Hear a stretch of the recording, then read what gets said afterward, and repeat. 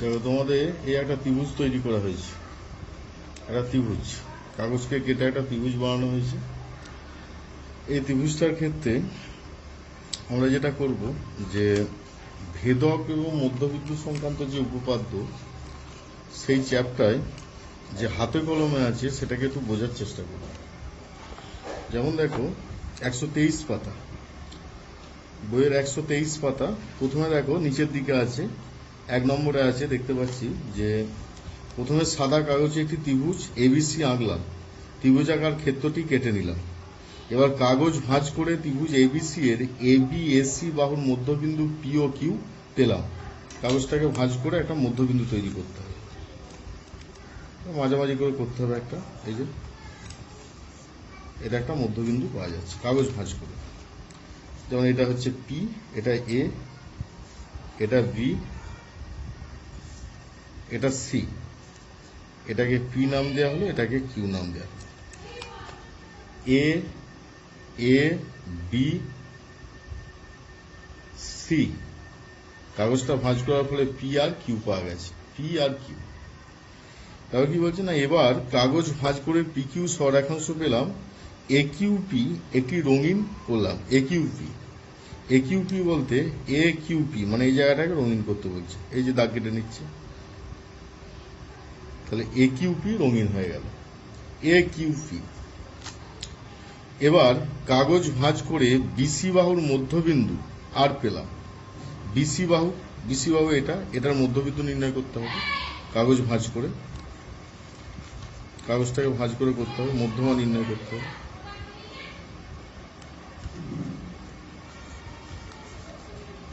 মধ্যবিন্দু আর পেলাম, যেমন ধরো এটা হচ্ছে আর, আর একটু হয়তো হতো মধ্যবিন্দুতে।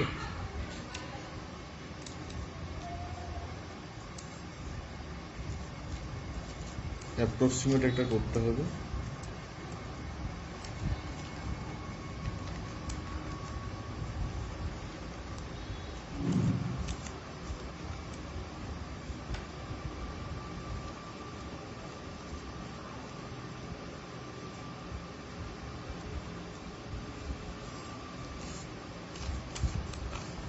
অনেকটা সরে যাচ্ছে,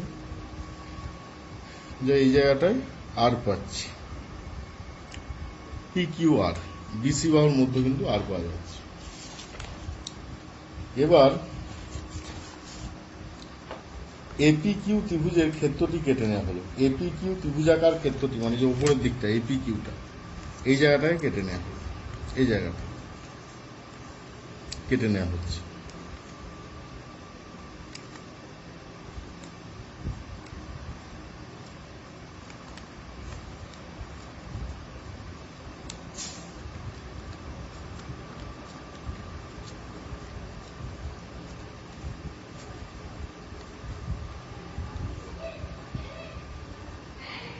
এই জায়গাটাকে কেটে নিলাম।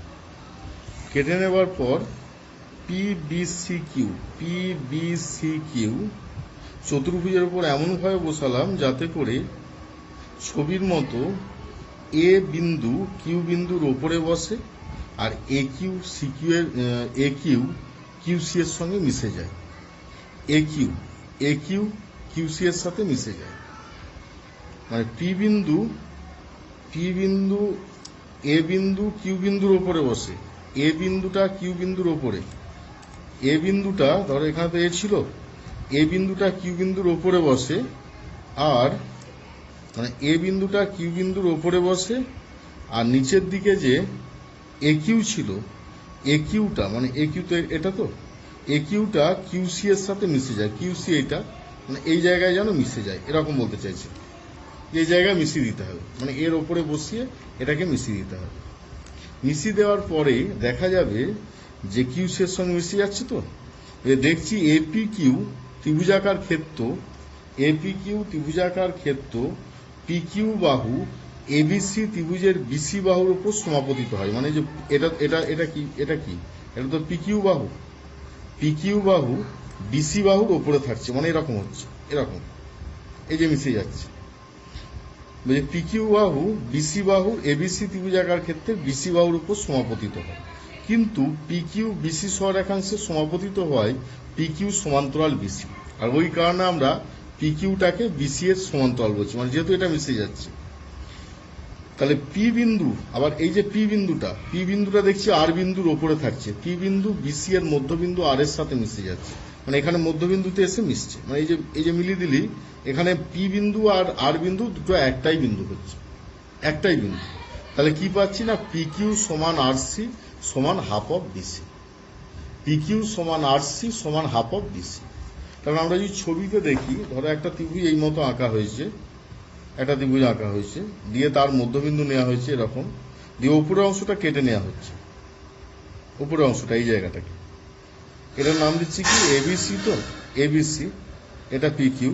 তাহলে এই অংশটাকে কেটে নিয়ে যখন এইখানে বসাবো তখন দেখা যাবে যে এরকম ভাবে মিশছে, এরকম ভাবে, মানে এই জায়গায় পি চলে আসছে যেটা পি বা আর এটা হচ্ছে এই মাথায় বসছে বা এ, আর কিউটা হচ্ছে বা কিউ, এরকম হচ্ছে।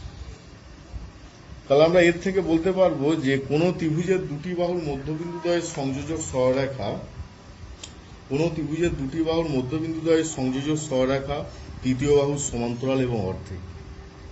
কারণ কি এই অংশটা, এই পিকিউটা এর অর্ধেক হচ্ছে বিসি, পিকিউটা বিসি এর অর্ধেক হচ্ছে, বিসি বাহুর অর্ধেক, আর কি না এটা এর সমান্তরাল হচ্ছে। তাই তৃতীয় বাহুর সমান্তরাল, পিকিউটা বিসি এর সমান্তরাল, আর পিকিউটা হচ্ছে বিসি এর অর্ধেক। ঠিক আছে, তাহলে এটি প্রমাণ করতে হবে। এটা আমরা কাগজ কেটে হাতে কলমে প্রমাণ করলাম। এবার ওটা কি এবার উপপাদ্যের মাধ্যমে প্রমাণ করবো, মানে উপপাদ্য দিয়ে কি না কোনো ত্রিভুজের দুটি বাহুর মধ্যবিন্দুদ্বয়ের সংযোজক সরলরেখাংশ তৃতীয় বাহুর সমান্তরাল এবং অর্ধেক, এটা আমাদের সাধারণ নির্বাচন। প্রদত্ত বা বিশেষ নির্বাচনে কি হবে, ধরা যাক এবিসি ত্রিভুজের এবি বাহুর মধ্যবিন্দু ডি, এবিসি ত্রিভুজের এবি বাহুর মধ্যবিন্দু ডি, এসি বাহুর মধ্যবিন্দু ই। এবি বাহুর মধ্যবিন্দু ডি নেওয়া হয়েছে, এসি বাহুর মধ্যবিন্দু নেওয়া হচ্ছে ই। ডি ও ই যুক্ত করলাম, ডি যুক্ত করা হলো, ডি যুক্ত করা হলো। প্রমাণ করতে হবে কি কি, প্রমাণের বিষয় কি কি, ডি সমান্তরাল বিসি, ওই জন্য ডি সমান্তরাল বিসি বলা আছে, আর D equal to half of BC, ডিটা বিসি এর অর্ধেক। ঠিক আছে, এবার দেখো অঙ্কনে হচ্ছে ইডি, ইডি বলতে এই যে এই বাহুটাকে এমনভাবে বর্ধিত করতে হবে, ইডিকে এমনভাবে বাড়াতে হবে যাতে করে ইডি সমান ডিএফ হয়, মানে এইটার সাথে এটা সমান হয়, এমনভাবে বাড়াতে হবে যাতে করে ইডি সমান ডিএফ হয়। আর কি বি আর এফ বিন্দু যোগ করতে হবে, বি এর সাথে এফ বিন্দুকে যোগ করতে হবে। যোগ করার ফলে একটা কি চতুর্ভুজ তৈরি হচ্ছে, চতুর্ভুজ কি চতুর্ভুজ না এফ বি সিই, যাই চতুর্ভুজটা পরে আমরা আসবো। তা প্রমাণে দেখো দুটো ত্রিভুজ পাওয়া গেছে, একটা এডিই এটা একটা ত্রিভুজ, আর বিডিএফ এটা একটা ত্রিভুজ, দুটো ত্রিভুজ, এডিই এটা একটা ত্রিভুজ আর বিডিএফ এটা একটা ত্রিভুজ, দুটো ত্রিভুজকে সর্বসম দেখাতে হবে। সর্বসম দেখাতে গিয়ে আমরা প্রথমেই পেয়ে যাব ডি এর সাথে এফডিটা সমান বা ডিএফটা সমান, কারণ অঙ্কন অনুযায়ী ওটা সমান। আর কি বিপ্রতীপ কোণ অনুযায়ী এই কোণটার সাথে এই কোণটা সমান হবে, কোণ এডিই সমান কোণ বিডিএফ, বিপ্রতীপ কোণ। আবার দেখো ডিএফ এর সাথে সমান অঙ্কন অনুসারে, তাহলে কি বলতে পারছি ডিটা ডিএফ এর সাথে সমান, কারণ কি এডি এর সাথে বিডিটা সমান, কি কারণে মধ্যবিন্দু যেহেতু, ডিটা যেহেতু এবি বাহুর মধ্যবিন্দু, তাহলে ওই অনুযায়ী সমান। তাহলে দুটো ত্রিভুজকে আমরা সর্বসম বলতে পারছি, সর্বসম মানে তারা সব দিক থেকে সমান। এই এর সাথে বিএফটা সমান হবে, এই এর সাথে বিএফটা সমান হবে, আবার বিএফ এর সাথে সি সমান, বিএফ এর সাথে সি সমান হবে, কারণ ইটা হচ্ছে এসি এর মধ্যবিন্দু। এই এর সাথে ইসি এমনিতে সমান, ইটা হচ্ছে এসি এর মধ্যবিন্দু, ওটা হচ্ছে আগেই আমরা পেয়েছি। আর বিএফ এর সাথে এইটা সমান হলো এইমাত্র, তাহলে এর সাথে এটা সমান, এর সাথে এটা সমান। আবার দেখো একান্তর কোণ অনুযায়ী আমরা বলতে পারবো যে কোণ ডিএই এই কোণটার সাথে এই কোণটা সমান, ডিবিএফ একান্তর কোণ অনুযায়ী তো এটার সাথে এটা সমান্তরাল, এটা হচ্ছে ছেদক।